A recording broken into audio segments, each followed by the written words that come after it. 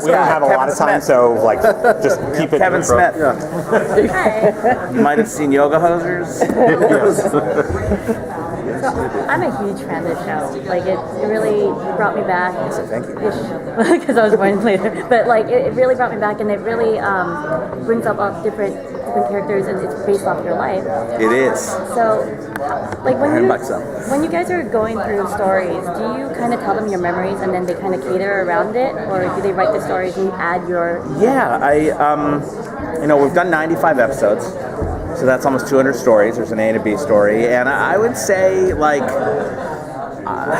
maybe 180 are from my life in some way. But it just depends. There's different ways we think of stories. One is, like, I say, coming-of-age stories, like Wonder Year style. So a lot of that was just me in the room going, I hated swim class. Like, having to take off my shirt and, like, the smell of the chlorine, and then all the other writers started piping in stories about how they would avoid swim class. Then we came up with the idea of, like, how would you get out of swim class? Someone said, what if Adam tried to throw a candy bar in, like Caddyshack in the pool? And so that's just how a story came about. That was a coming-of-age universal story. And then there's stories I say about my parents that really only I bring to the room. For example, my dad was engaged before my mom and gave my mom the same engagement ring. That was a true story, and I had mentioned that just in passing to one of the writers who went off and came back with the whole story about it. So there's a lot of that. And then the other is 80s things. Usually I want a B story that's just strictly 80s. And that, for example, coming up, we're doing The Day After, which was a movie about the atomic bomb that's scared the crap out of everybody back then. So that was a movie that someone brought up. I wasn't even really familiar with it. It was kind of before my time. But the one of the writers who saw it as a kid was so impacted deeply. They got off of school because of it. They had a big assembly. So I was like, oh, we have to do something where Barry wants to build a bunker to protect himself. So those are kind of the ways we come up with stories. But for the most part, it's me just talking about a painful memory. I had a childhood where I was just a geek, picked on a lot, and have a lot of pain that I bring up into the writer's room, and then it somehow becomes a story. So that's how it usually comes about. Do you ever have anything that you say, okay, I better not do this because my family might? Absolutely, yes.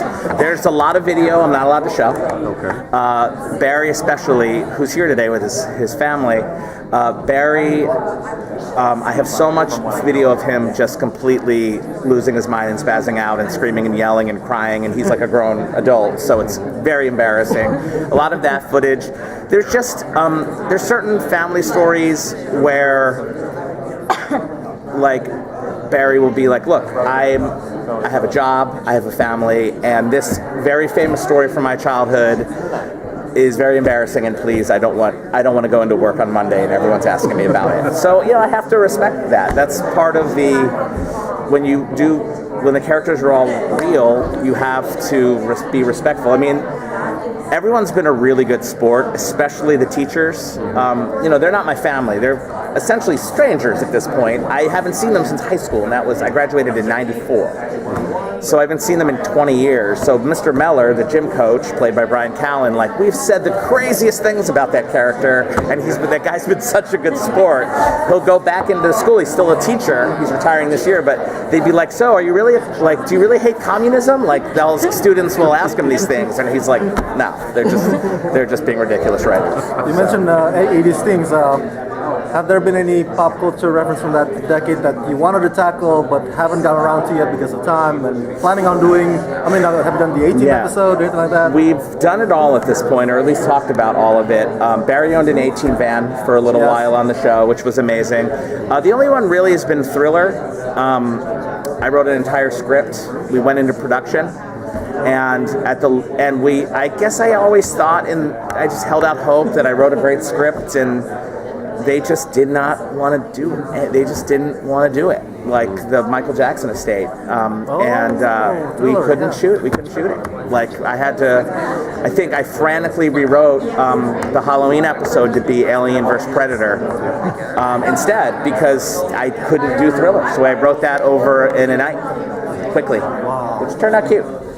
Adam, now we've noticed that it's a common trend for you to bring people from your past to play parts in episodes that feature them. Is it easy to convince your friends to come, and do they have fun with it? Yeah, I mean, it's the most random phone calls ever for the, like, there's one episode I did, there were two kids in my class that were big computer geeks. They were both named Mike Levy. And I knew I was doing this Adam Goldberg thing this season. So I thought it was funny that I would first introduce two Mike Levy's. So I went to one of them, who was still my best friend, and he's like, good luck tracking down the other Mike Levy. He's an entomologist. He has never been on a set. He's never been in a play. He's never said a line. He's never been to LA. And then, like, I'm like, we'll fly you out. We'll, get you a hotel, and you'll come. And he was like out of body. He said it was the coolest thing ever. He was just studying bugs. Any more movie-themed episodes coming up? This year, we have this Batman one we're screening today. And then the last batch, no. Just because Erica was graduating after 4 years of saying she's a senior in high school. It's a lot concerning that. So I watch a show a lot, and every time there's an episode, I Google to see what was real and what came from your life, and I look at your Twitter and I research it like crazy. Where can we find this information where we find out what was real in your life? I guess if anything you want to know, just ask my mom on Twitter and she'll tell you.